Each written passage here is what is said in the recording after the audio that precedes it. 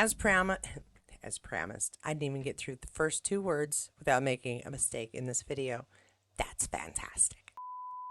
As promised, I have the last of my videos, the clips that I took from the gathering. Now, if you're wondering why there were so few, it's because that as Gina allowed me to take videos, she also wanted clearance of what I would show. I didn't want to take away from the experience of the people who had paid to be there, so I wasn't going to record the full panel.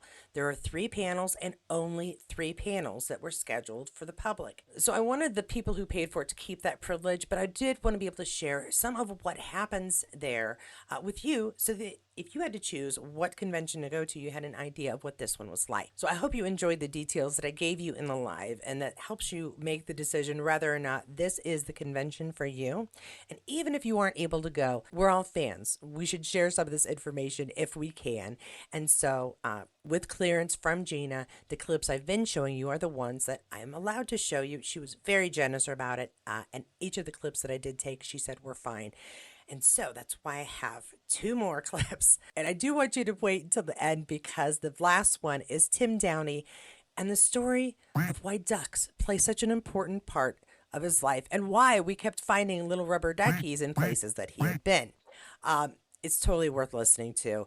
But we are going to start off with one final question submitted by one of the attendees. And it's a good one. I do think you'll enjoy it, which is why I recorded it and why I'm sharing it with you now. What was your favorite and worst fan interaction? If it's from here, don't tell us who it was. But favorite and worst fan interaction. It's for everybody. So all of you who came with a copy of my book, it means the entire world. Thank you so much. It really does. And worst fan one was when the girls in New York, none of whom are here, were like, we don't want to talk to her.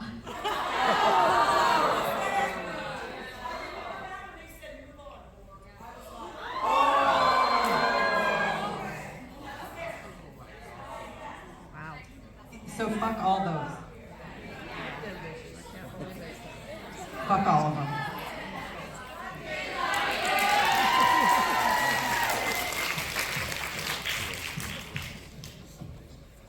Anybody else? Favorite and worst? Favourite for me was everyone that donated to the Little Princess and helped me raise the money for that. And then actually when they showed it here and everyone saw it, which was really moving. And worst, although actually this is also close to being a favourite, is at Highlanders when I got a letter of complaint sent to me. Lauren got thrown under the bus as well actually. When I was judging a costume competition and you know, I think I asked, it doesn't matter, but got a letter of complaint about it. And the letter was quite amusing. Yeah.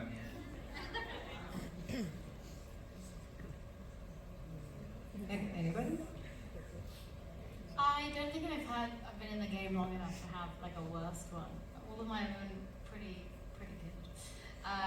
But I think my favorite is probably my first ever, which is with Serena and Helen, who are here, so and it was when I was with Jerry as well, and we landed in New York to go to the premiere, and we were like, no one's gonna know who we are. And we were greeted at our hotel door. And it made me feel like it was all going to be okay, and it was really lovely, and I've seen them at every event since, and that was a very special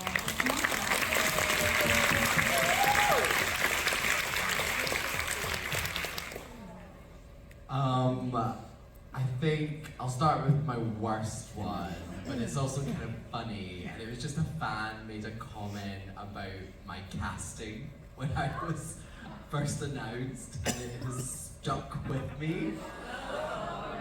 And she said, "Who is this kid? Ian in the books is hot. He looks like a gangly shrimp." Which is like 10 out of 10 for creativity, honestly.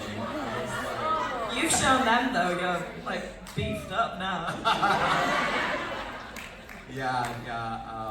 Gangly shrimp, really. Words have power. People don't realise your words have power. hearing some of the celebrities who are fans of the show is always kind of fun. It's quite interesting. Probably my favorite was when Katrina told me that Bradley Cooper is a fan. And that he loves me. Susan Sarandon is also a fan. Susan Sarandon. The Susan Sarandon. Yeah. So you're in good company, guys. Did Richard ever tell you that story where he's in an elevator with Channing Tatum? And then they're standing there like just in silence, and then Channing goes, "Big fan, by the way." What? What? Oh, when was that? I have no idea. Ask Richard. It was like a couple years ago. Richard, he said Richard. Yeah, Richard Rankin, Oh, yeah. that's you. Oh, no, no. What? No. Richard. Oh my god.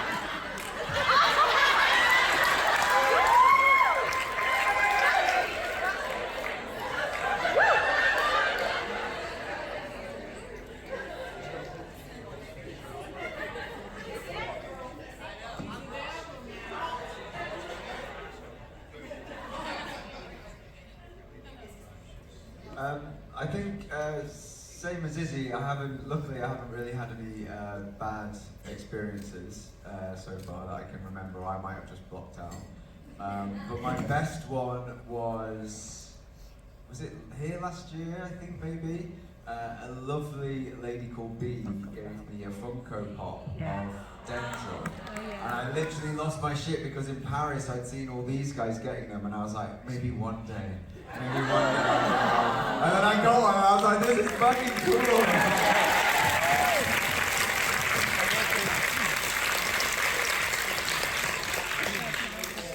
I also am very lucky. I don't have any bad fan interactions. They've all been so wonderful to me, so I really appreciate that. But my best one was probably when I was casted in the show, and I found out that I had a fan group made of me called the Pollinators by a lovely lady called Kathy. And when you want to be an actor, you never think you're going to get a fan group made by you. So that was a wonderful, wonderful moment now. They're called the Pollinators. So let's be into it. God bless you, Kathy. I think to go off the back of that, my worst interaction, I guess, was after the first couple of episodes came out when I first joined the show, and I didn't have any lines, and I ended up getting quite a lot of beef online, directed at me on Twitter because I posted a photo saying, please watch the show. And then I woke up and honestly like hundreds of people have commented on it saying that it was the worst casting of the show ever. Because I was tall and Lizzie is small in the book, so completely out of my control. And people were messaging Meryl directly and saying, why did you cast this girl? And it was my first job. And that was rough, but off the back of that, I think it taught me to take everything with a pinch of salt, but also to the point that Paul just made, Kathy was literally like the light in a very, very dark month for me, where she took her time to reply to every single one of those messages and said, do you know that there's a 22-year-old girl who's reading this on the other side of it? And then she reached out to my sister, and she was like, I don't want to bother Caitlin because I know she's got a lot going on at the moment, but I'd really like to make her a fan group just so that she knows that she's got people who support her. And then, since then, it's been like a really beautiful experience, and as soon as I said some lines, their tunes changed. But it's been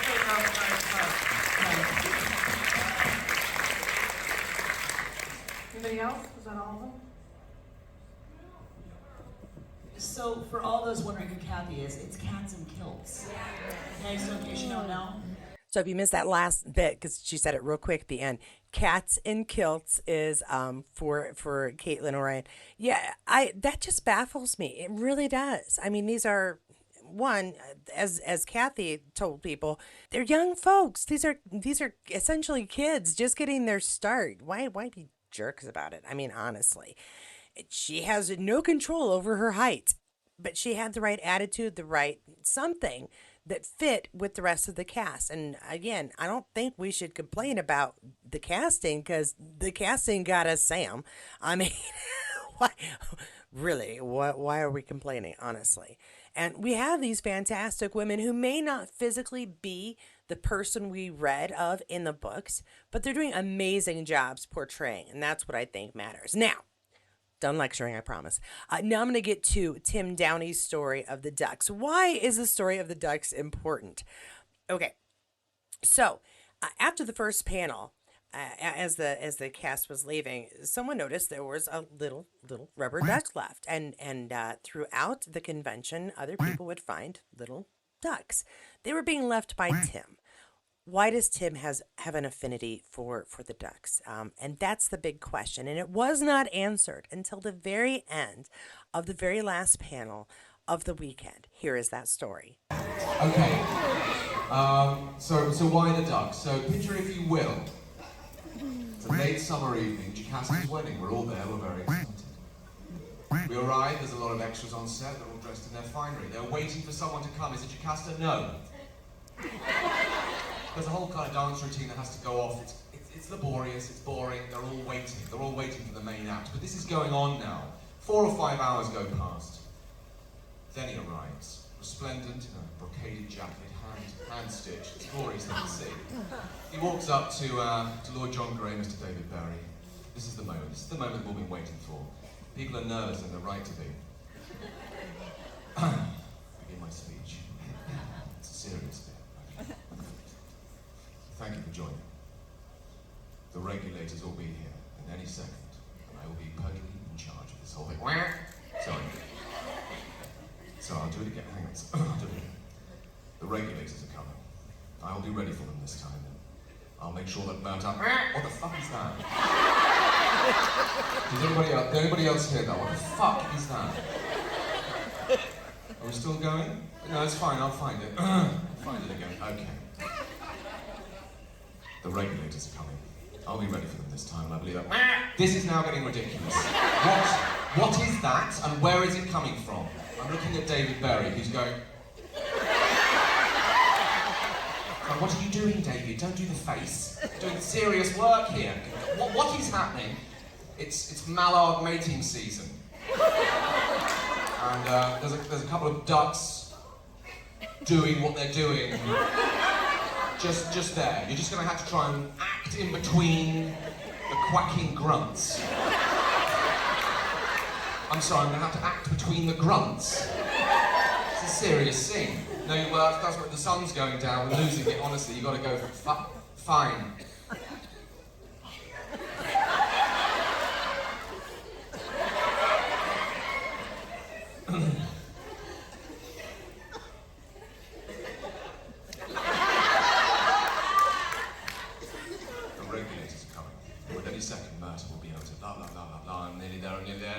Yes. Shitting! Oh, come on!